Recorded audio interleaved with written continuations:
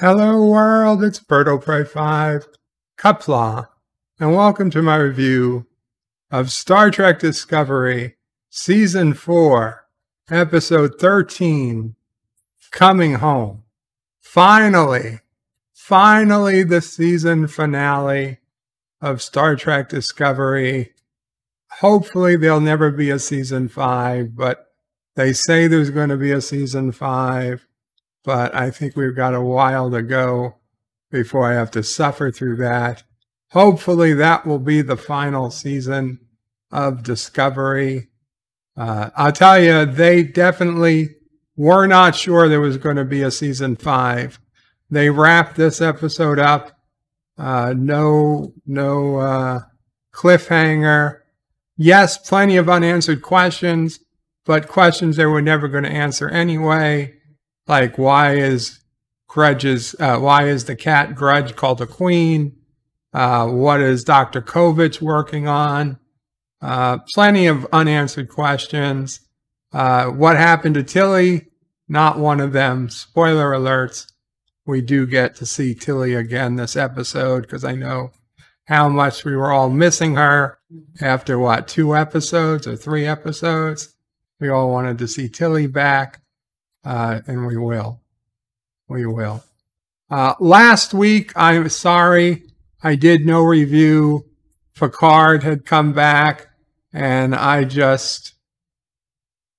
nothing happened that was worth reviewing last week. They got General Nadoy, the Earth General, Booker and Tarker got her to defect, kind of. They got her to hack Discovery, and that's about it. That was the only thing of value that happened last week. So this episode opens, and the DMA is just a few hours away from destroying Earth and Navarre and Titan. And so the entire Federation of Planets, the entire main structure, has now warped into Earth orbit. They take place just above Earth. And they brought Tilly in because Tilly is head of the cadets of Starfleet Academy. Well, the only cadets she brings with her are the same cadets that were on that mission a few weeks ago. There's only 5 cadets. I'm not even sure. It's either 5 or 6. You know, it's in that range. Did they really need to bring in those 5 or 6 people? There's thousands of other ships and people around. I highly doubt 6 cadets is going to make any bit of difference. Okay, maybe Tilly would, but fine. So they got them there, and they're all working on evacuations. We're told Navarre only has 86 warp-capable ships. The entire planet of Vulcan and Romulus combined. And granted, it's the future, but they've got plenty of dilithium now. How is it they only have 86 ships? So one of the Orion kids, who was one of the cadets, asked Admiral Vance of Vance Refrigeration, possibly the last time I get to say that. He asked Admiral Vance directly, "Hey, Admiral, how many people could we realistically save here?" And Admiral Vance basically says, tops 500,000 from Earth and 500,000 from Navarre. Absolute tops, best case scenario. He's like, that's it? Yeah, that's it.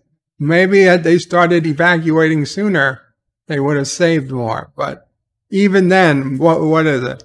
800,000, 1 million out of billions on the planet? It's shit. So what's going to happen? Well, you know that Michael Burnham obviously has to save the day, and you know she will. So we transfer over to Discovery. We've got Michael giving orders to the bridge crew. We've got, remember, Mr. Bryce left the ship 2 weeks ago. So we have Mr. Not Bryce taking up his spot on the Discovery. We have Tarker and Book complaining on his ship. Oh, last week they took Jet Reno hostage because, for no reason, Tarker took her hostage. By all rights, he could have beamed out of engineering before taking her hostage. I have no idea why he had to take her hostage. I have no idea why she can't beam herself back with her, you know, her transporter as being part of the comm badge, but whatever. So Book, right at this point, Book and Tarka are not exactly on the same page.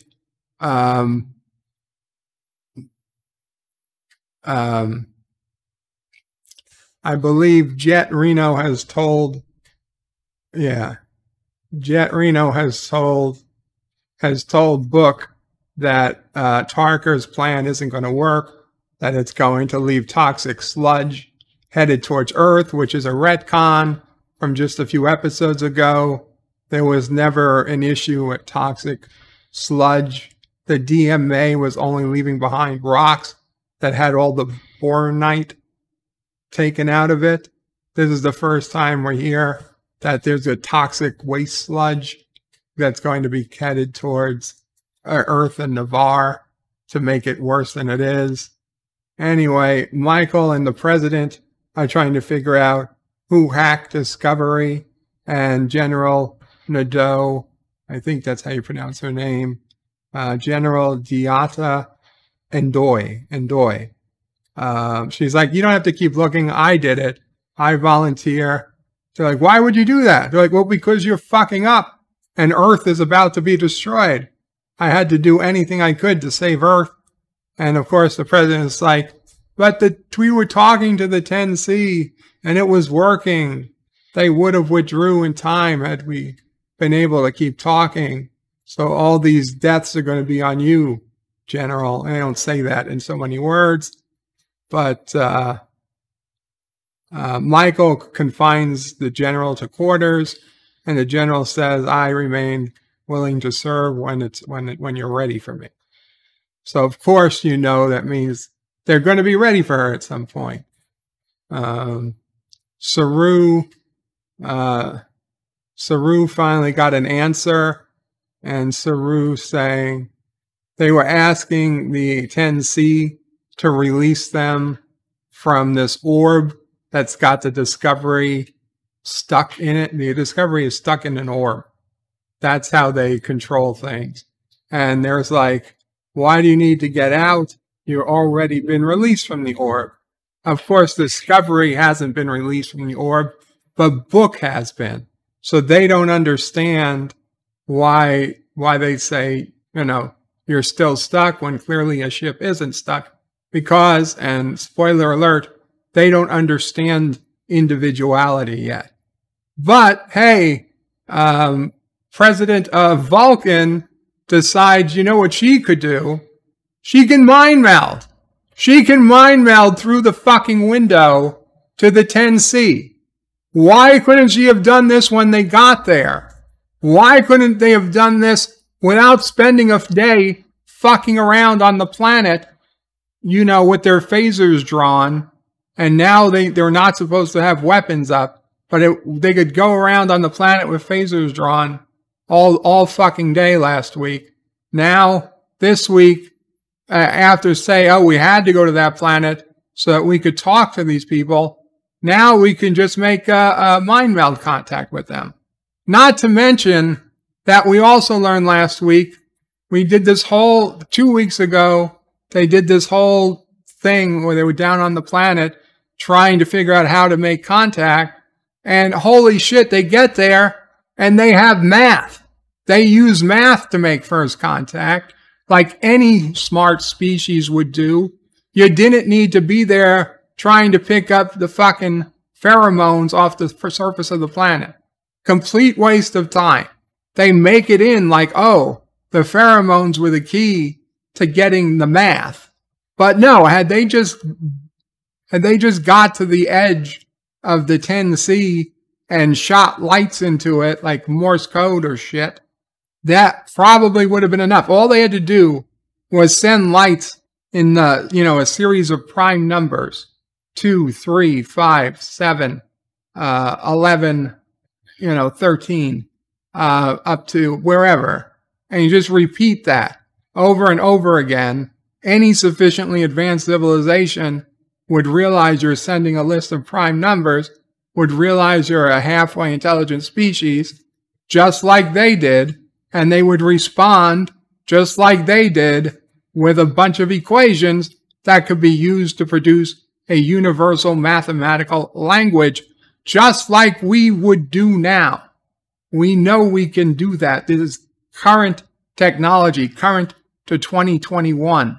We know we can use math to make contact with species that don't share the same linguistic capabilities of ourselves. Also, they happen to have a Vulcan who could mind meld. We know Vulcans can mind meld with whales, with giant rock creatures, all types of creatures. It makes good sense that they could at least do some type of communication. And sure, why not bring a Beta Z while you're going, or any other of the creatures, humanoids that have some sort of ESP or telepathic abilities. There's got to be more than just Beta Zs out there.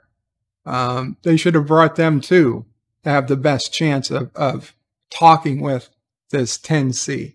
So we have at least one episode completely worthless. And remember, the clock is counting down. Every minute is more people dying on Earth. And I'm not convinced that hundreds of thousands of people didn't die in this episode to begin with. So right now, Dr. Culber gives a little hint to the ship's actual chief medical officer, whose name I have no idea. We're 4 seasons in, and I don't have the slightest fucking clue who the chief medical officer of Discovery is. I know her face. I have no idea her name. I'm not sure they've ever said it. But anyway, Culber gives her the little hint, hey, let's leave Saru and the Vulcan president together, because, they're kind of dating somewhat, but not quite.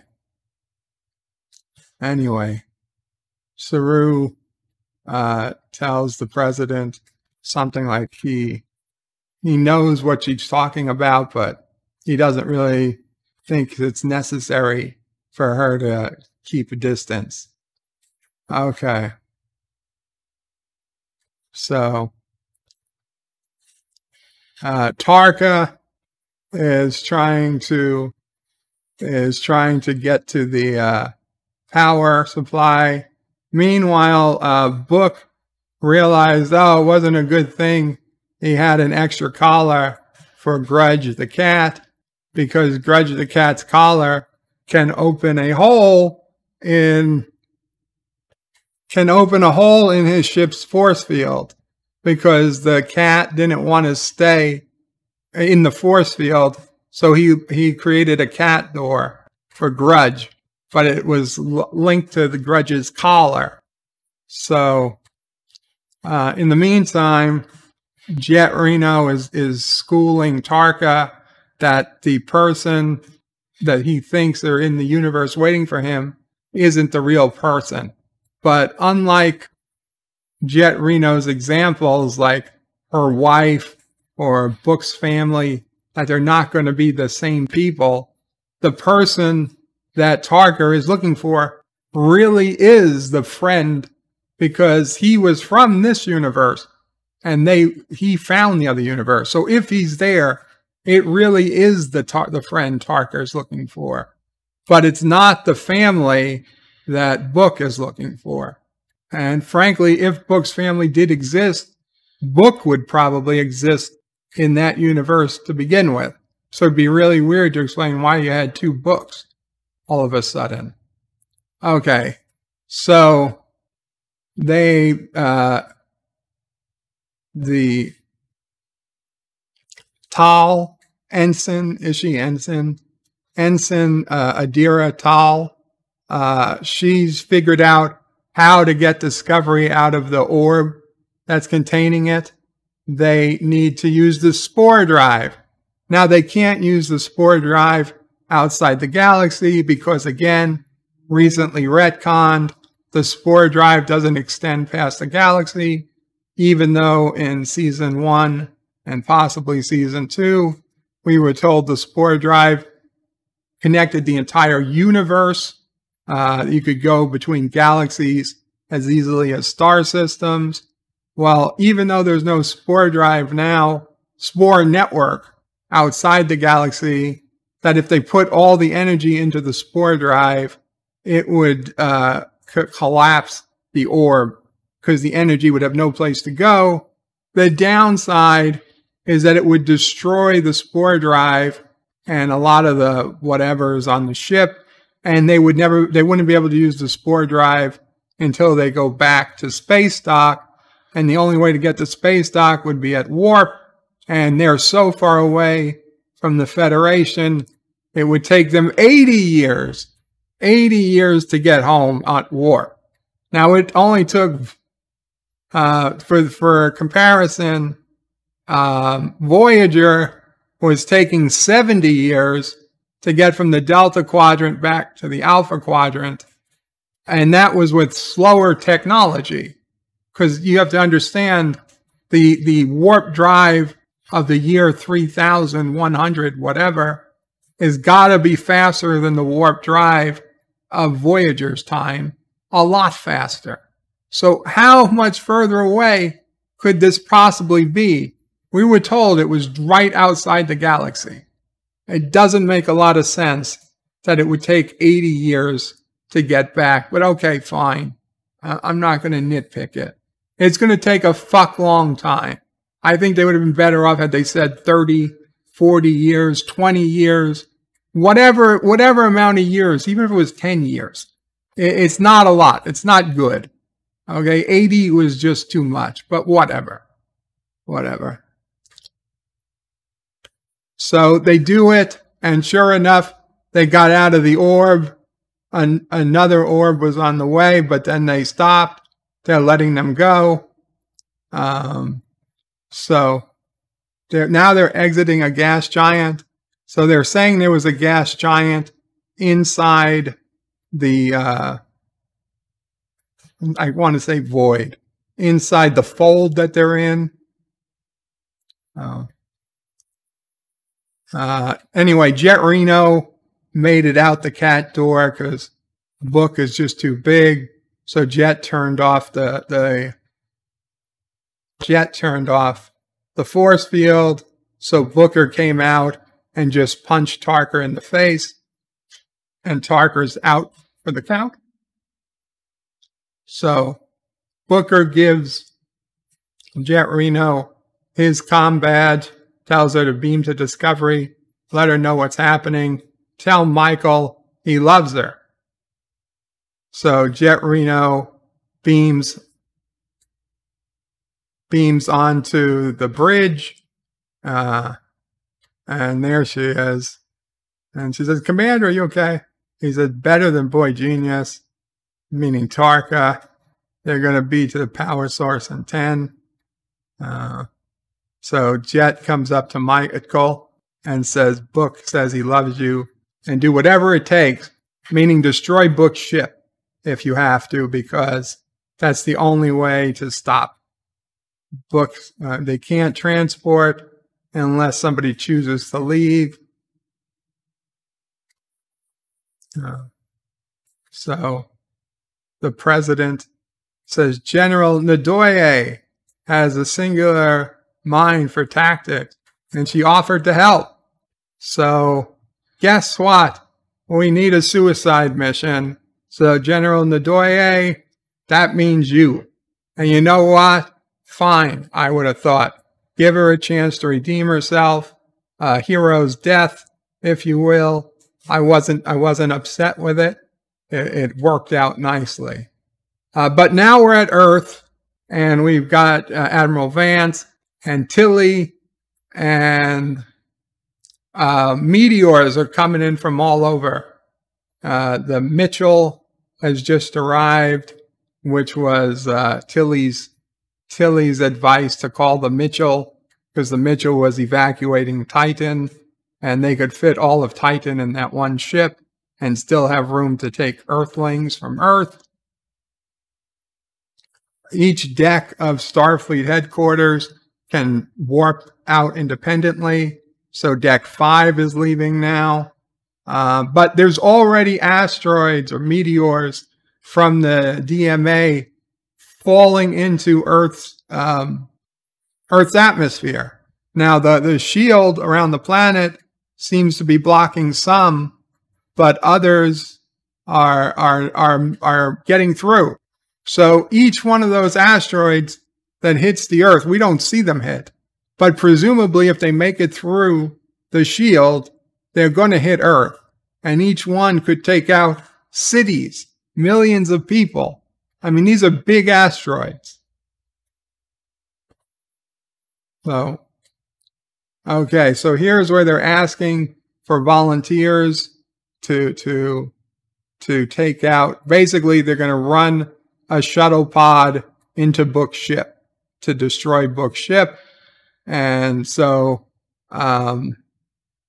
Dietmar, their pilot, volunteers, but of course General Nadoy is also there, so she volunteers officially, and she's like, I've been a pilot for so many years. She has more than enough experience. Earth is her home, and she needs to do whatever she can to protect it. And that makes a hell of a lot more sense than losing your star pilot on the ship. So General Nadoya takes off her comm badge, gives it to Michael, and says, if I don't make it back, tell the president I gave it my all. And she gets beamed, I guess, onto a shuttlecraft. Tilly and Vance and a bunch of other people are at the Federation headquarters. So the Nog is under capacity, but they're taking a lot of hits. Evacuation orders are complete. They've evacuated everyone they can. They're giving up at this point. All remaining vessels cease evacuation and depart Earth immediately. Now, he says he's going to stay as long as he can to provide covering fire as if they're under attack by aliens in fighter ships. They're just meteors. You don't need to stay behind to provide covering fire. All the ships you ordered out should already have warped away. There is no need to stay behind. Yet, he does. And Tilly does too. Tilly stays behind too, because she says, those are my cadets. I gotta buy them time too. Now we clearly see asteroids breaking through the shield and hitting Earth. So hundreds of thousands, if not millions of people are already dead on the planet. So Tilly, why is Tilly staying? Tilly says she's staying to protect her cadets. Our cadets are already safe. And she's helping Vance with fire. The ships can leave. And for some reason, Vance says, well, once the ships leave, they won't be able to transport over. Why not? You could transport in oh my God. In the prime timeline, you could transport a pretty big distance. In Voyager, they almost sent a transport beam. In fact, they did. They sent a transport beam halfway across the fucking galaxy. And they beamed a fucking Romulan onto the Voyager. You're telling me they can't figure out how to beam a couple light years away in the year 3100? Fuck you. Okay, that type of beaming distance has got to be built into their goddamn badges. The incompetence, I have to believe, is irreconcilable. I can't believe it that much. Tarker is fucking crying now on Book's shoulder. He's so sorry. He sees what he did now. It's so wrong. Oh my God, I'm going to throw the fuck up. Tarker is crying like a little bitch. Listen, I don't care. He's the bad guy. Just be the fucking bad guy. And now he has the look of to be or not to be as they watch General Nadoya's shuttle on a collision course with Book's ship. You'd expect both ships to explode immediately upon impact. Obviously, that was the intent. But no, what happens? General Nadoya does not aim right for the center of the ship, but apparently just for one of the nacelles. And hey, she destroyed the nacelle, and they got General Nadoya in the tractor beam. Not tractor beam, in the transporter beam. They're able to beam Nadoya right back. So guess what? She didn't die. Her life was barely in any danger. But guess who they can't get is Book. Book's ship is slowly dying. They have apparently enough power so that Discovery can see their bridge. They can see that Book is laying on the floor and Tarka's on the console. So Book is telling Tarka they have to beam back to Discovery. Tarka says there's not enough power for them both to beam. He's going to send Book. He's leaving enough power to transport Book, but not him. And for some reason, Book says no. No, we both go. And Tarka has to explain, hey, Michael's in this world. Your life is in this world. There's nothing. He's like, maybe the transporter we built will work. Maybe the impact will be enough to send me where I want to go. Maybe he'll see him again. And Book is like, I'm not going to leave you here to die. And he's like, goodbye, Book. He doesn't have a choice. And Book immediately transports off of his ship. But he doesn't appear on the Discovery. Tarka picks up his little transport device. He turns it on and he holds it. He holds it with the hope it'll bring him to his partner's dimension. But I don't think he really expects it's going to take him anywhere. So they're trying to beam Book onto the bridge, and it looks like he's about to show, and then Book's ship explodes, and Book's transport signal is lost. He's gone. We're supposed to believe Book is dead. Michael Burnham was like, did we get him? Did we get him, guys? No, you schmuck. Didn't you just see him? He evaporated in front of us. So now Michael's crying. She's crying profusely. And listen, guys, we've seen captains lose people all the fucking time. We've seen people lose loved ones in Star Trek before. And yes, I know crying is a real emotional thing, and it's perfectly okay to cry when you lose someone you love. But if you are captain of a starship. And a second ago, you were crying frankly, like someone who just lost a loved one. And then 2 seconds later, you're like, I'm better. Let's go finish this. I think that there's something mentally wrong with you at that point. I don't think you should be allowed to command. I think they should probably, the doctor should say, you know what? You're sitting out of this one, Michael. But nobody's doing that. So, Admiral Vance and Tilly are sitting alone on the station. There's nothing left for them to do. I thought, oh, are they going to hook up? Did Tilly really stay to have a last minute blast with the Admiral? But no, they just talk about their childhood and their feelings. So 2 hours. They've got 2 hours before the DMA gets there. And there's no way for them to get out of this fucking ship. And Tilly's like, I'm actually pretty happy with the way my life went down. Made friends, got new family. She saw so many cool things.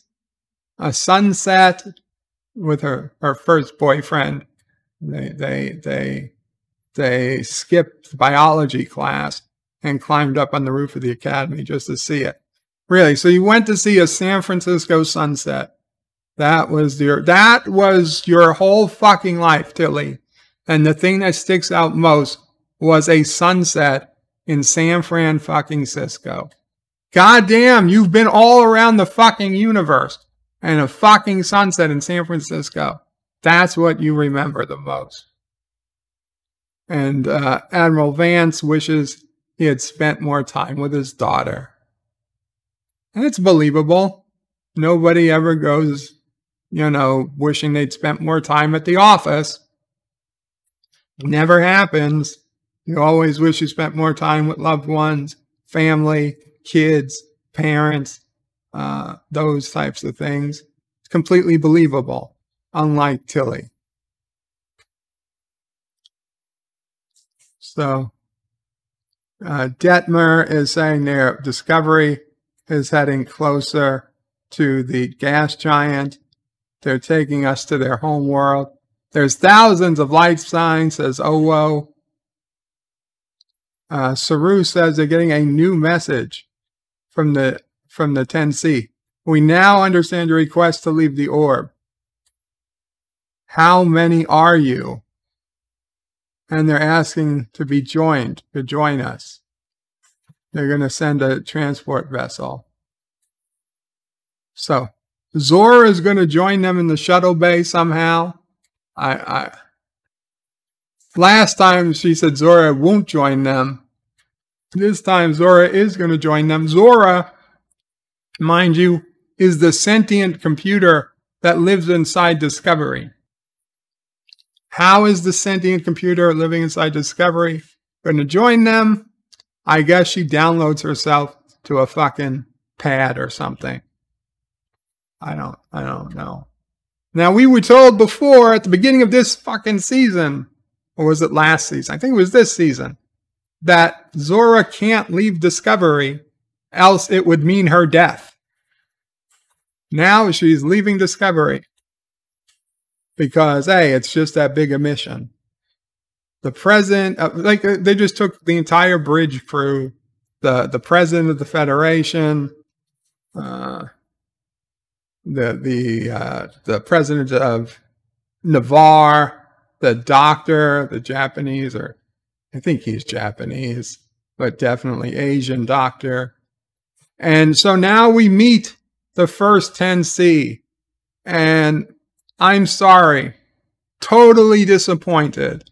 They showed us a bone from the 10C, and the bone would make this thing of epic proportions. To be honest, yes, this is a large floating alien. However, it just doesn't being big enough. Like, first, it doesn't seem something that floats shouldn't be using bones to begin with as a skeletal structure.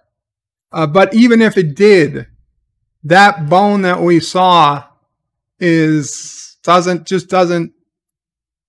make any sense to the creature we see now.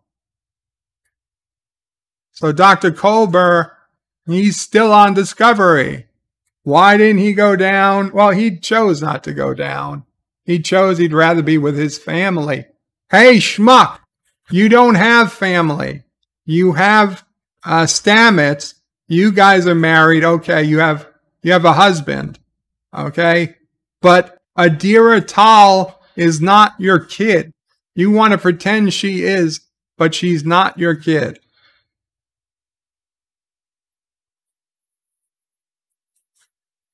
So the president is saying each of us is an individual one, but we're all also individuals. Just answer the fucking question, lady. How many of them are you? Say billions. There's billions and billions and billions of us. That's the answer. Not riddles. Don't answer in fucking riddles.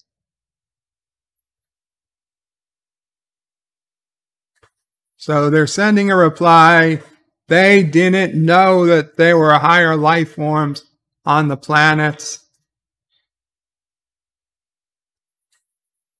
Oh, they're asking about the others who are trying to breach the casement. So Michael says they were once connected to us. They were once part of the whole, but then they separated. Those bastards, you see, Michael is saying, if you don't agree with us, if you are not in lockstep with us, then you're separate and you're bad.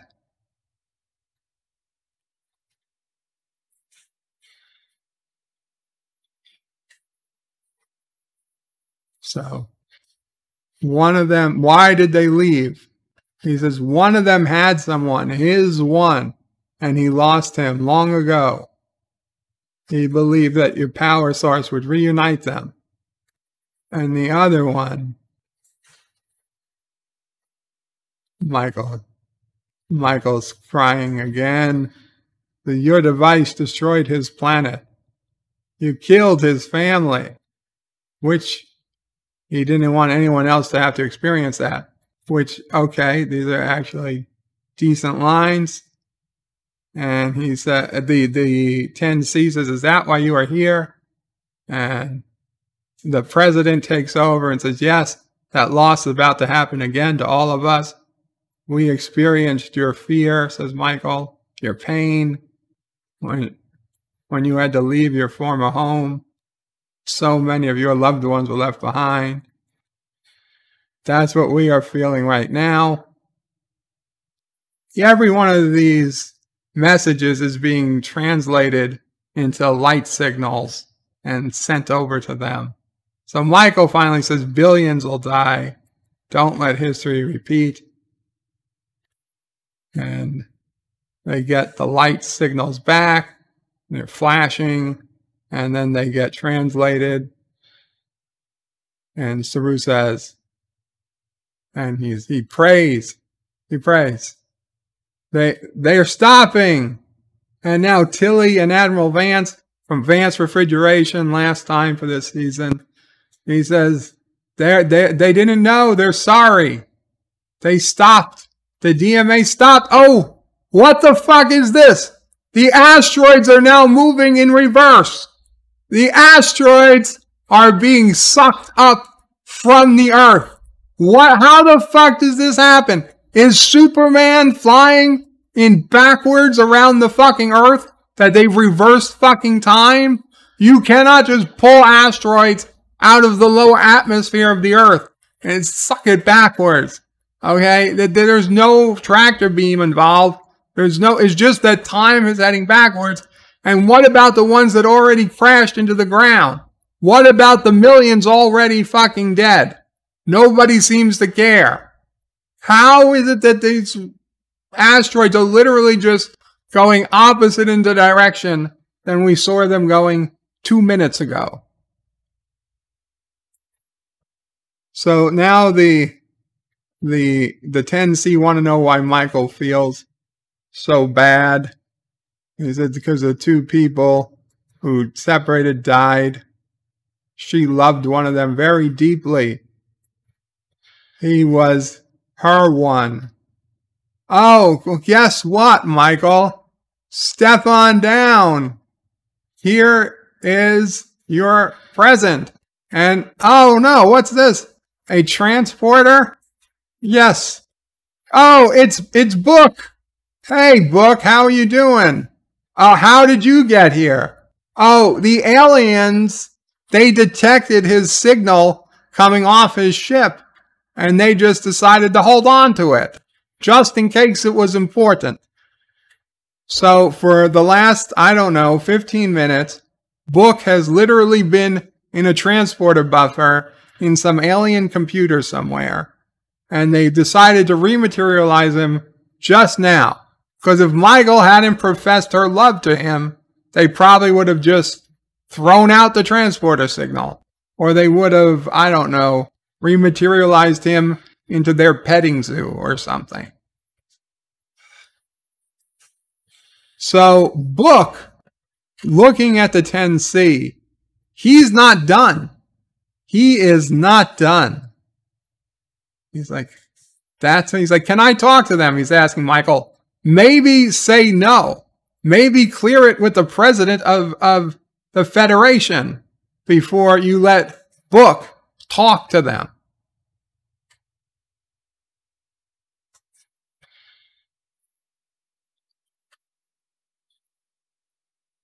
Okay. So they said they held Book in stasis because of the presumed nature of the communication.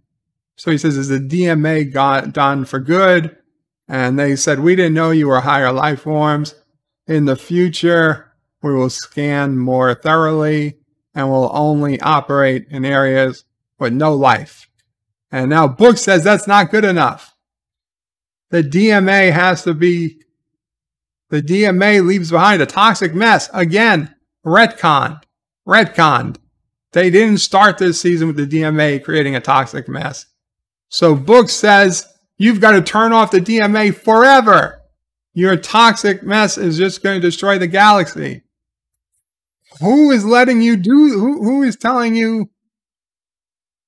They said if you're referring to the hyper whatever, it'd make them unsafe. The void will get you. So he's telling him a story from Qapla, whatever the fuck his homeworld was. Qapla. Basically, that reminded them that they were all the same because their fates were all connected. Yeah, and they all died. They were all interconnected and they all fucking died. Very sad that all their fates were interconnected. Anyway, Book is saying everybody in the galaxy, and I guess outside the galaxy, they all have their fates connected, whether they're from Qapla or not. And again, he demands that they stop the DMA. So this alien species, on a dime, understanding what they're doing for the first time, not only agrees to give up using the DMA near planets, but also agrees to undo the damage they caused, but they can't bring back Qapla. Or so they're dead. He doesn't get his planet back. Oh, that's right. Book can talk to fucking animals when his skin lights up. So his skin is lighting up, meaning he's having some type of psychic connection to the 10C. And the 10C are admitting, hey, we've caused great harm. We're filled with regret and sorrow. We will make this right. Oh, how do you make it right? How do you make destroying a planet right? How do you make destroying hundreds, millions of people's lives right? You don't. You can't make it right. Don't even try. Just going forward, do better. Vance and Tilly are drinking, and they're like, Tilly's like, they did it. They did it. Vance is smiling, Admiral Vance. Tilly, they're both drinking up to the asteroids going backwards from Earth. We can see an asteroid impact on the Earth.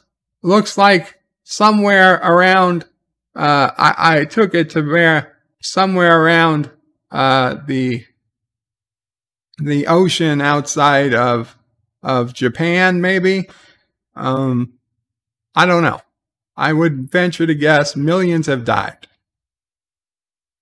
So Discovery still has 80 years left now to get back to the Federation, but of course they don't actually expect that it's going to take 80 years for them to get home. And there's this big bright light outside Discovery, and Saru says, they're using the DMA wormhole one last time. And Michael's like, they're sending us home. And so they go through this big, bright, white light, nothing like a wormhole we've seen before. And we get that Star Trek music, and end of episode, end of season. Oh, not the end of episode. Sorry. We actually get a post. We got some time left. I thought it was the end. It would have been fine. But the Discovery pulls up. They've actually got fireplaces on the Discovery's mess hall. I don't remember seeing fireplaces in Discovery's mess hall. Now, like every other panel is a fucking fireplace. A very weird thing to have on a spaceship. Why does a spaceship need to have fireplaces? Oh, and Tilly came on. Tilly has come on to say hi to the crew. Michael and Tilly are crying together, and Tilly is saying hi to everyone else in the crew, and Stamets and Culber, and the president of the Federation is thanking Admiral Vance. He says we're both exactly where we needed to be. And Tilly is looking at Adira Tal. Tilly's like, you're doing great. And she's like, that's what families are for. And all the bridge crews all having a drink together. And Tilly is jumping up and down with the bridge crew, including Bryce's replacement, who isn't Bryce. Tilly, why are you jumping up and down with a guy you've never fucking served with? That's not Bryce. If it was Bryce, it would make sense. It makes no sense for him to be there with Tilly, jumping up and down like he has been there the entire fucking time. Like they had already filmed the scene with Bryce, and for whatever reason, they had to bring in not Bryce, who looks very, similar to Bryce for reasons unknown. So the president of Navarre is telling Saru that she was thought for a long time because of her position, having personal relationships weren't possible, and she's starting to think now that she was being dishonest. That for the right individual, she could have a personal relationship. And Saru is like, oh. And Saru says, when I feared we weren't going to survive, his greatest regret was that he didn't get to spend more time with her. Oh, Saru, you really are breaking that Vulcan heart of hers. She's like, please, Saru, call me Tarina. And she takes his hand. Oh, Saru found true love on, I'll assume it's Flag Day, because why the hell not? Certainly Earth doesn't remember Flag Day. Michael Burnham sitting on the, I don't know. She's not sitting anywhere. She's looking out the window. And it's the president of the Federation coming to talk to Michael. It's like a hell of a thing, the 10C. Michael says, makes me think of all the beings we've yet to meet. Our small corner of the universe. And she asked the president, how's your family? Is your partner okay? And it says, yeah, everything's okay. He was evacuated from the moon with the rest of the research team. Why would the president's husband be on the moon when the moon and Earth are not members of the Federation? So Michael and the president are talking about the Kobayashi Maru conversation, where the president told Michael she wasn't ready to take command of the Voyager or whatever. And she says, well, guess what? You're ready now. And Michael's like, well, I would still turn it down. So Michael says, so what happens with him, with Book? Says, well, he violated multiple Federation statutes, launched an isolytic weapon, a long list. But did he? And she says, but reasons do matter. It's the only way justice can be just. So, because justice, Book got news about his future. They're beaming him back to his shuttle in 5. He lost his ship. How about you compensate him for his ship?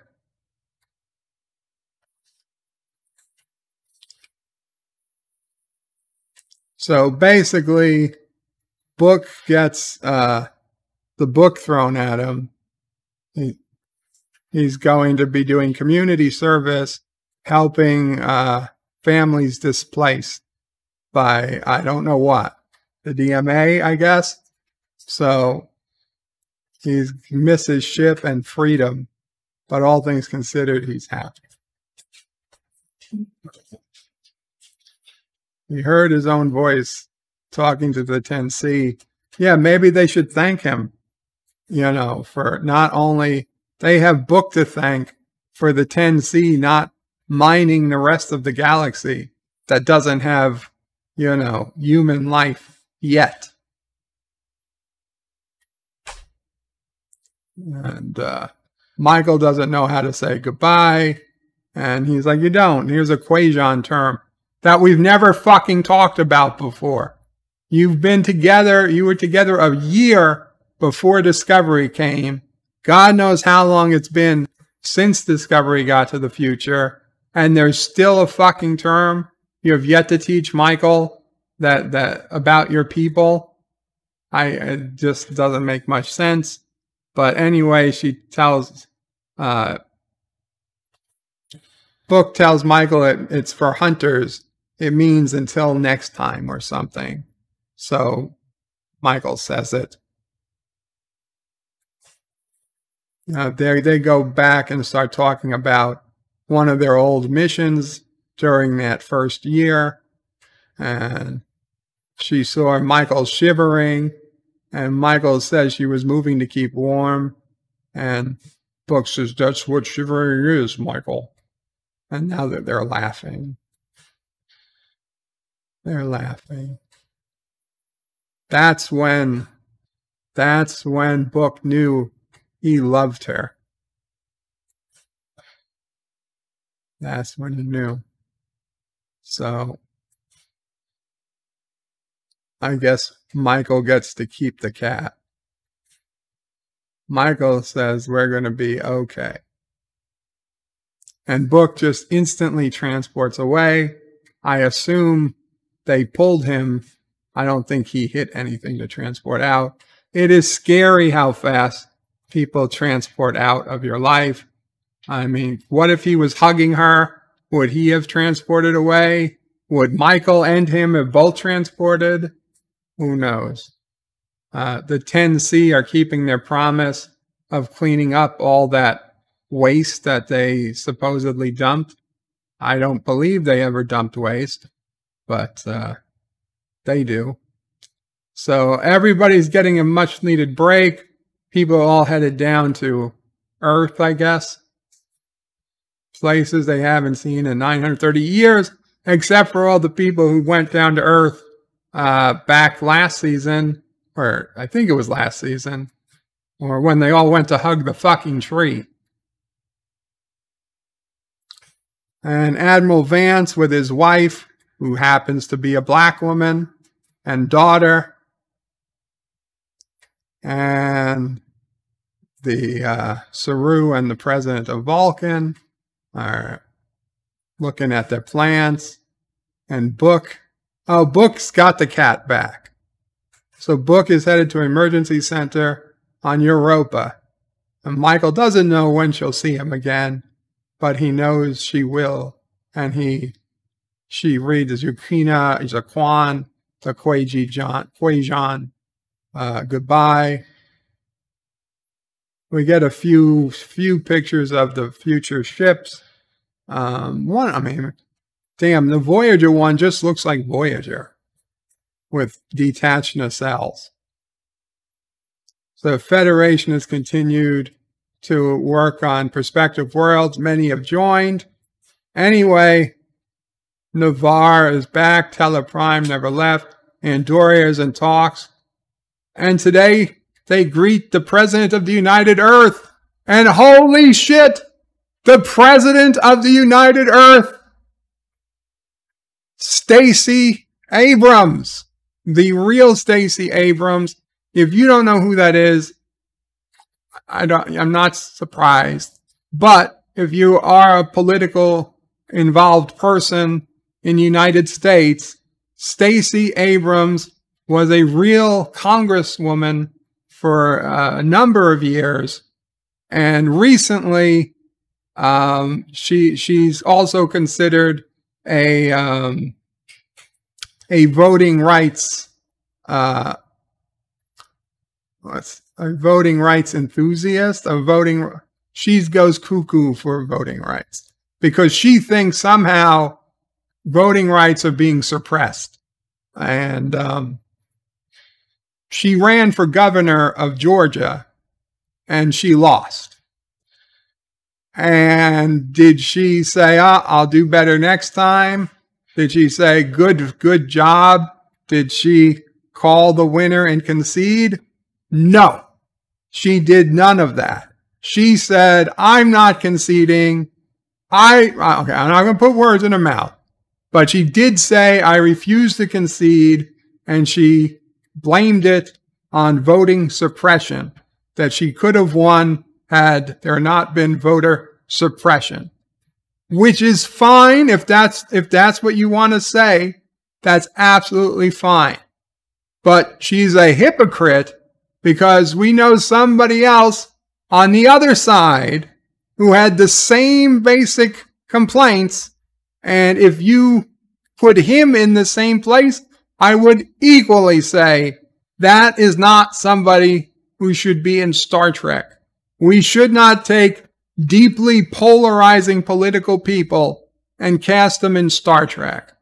Oh, and then we zoom out on Earth, and I don't care that we're seeing it's Africa, and the African continent is the only thing we see. Now, it's a bit weird that Africa takes up the entire fucking planet when we know north to south, Africa does not. They've purposely enlarged Africa. There is no fucking view that would show Africa and only Africa. But more importantly, more annoyingly than that, is that they chose to put Africa sideways instead of up and down, north and south, like we do by convention. By convention. And there's nothing wrong with doing things by convention. Conventions aren't racist. It's not racist to put the Northern Hemisphere on the top of the fucking map. Okay? But they purposely They want to just give a F you to society, so they turn the fucking Earth sideways and zoomed out that way, just to spite people like me. Fuck you. And the map you wrote in on. But anyway, Stacey Abrams, super polarizing political figure, has no place in Star Trek. Neither would our former president, neither would any deeply polarizing politician. In fact, let's just leave politicians out of Star Trek altogether.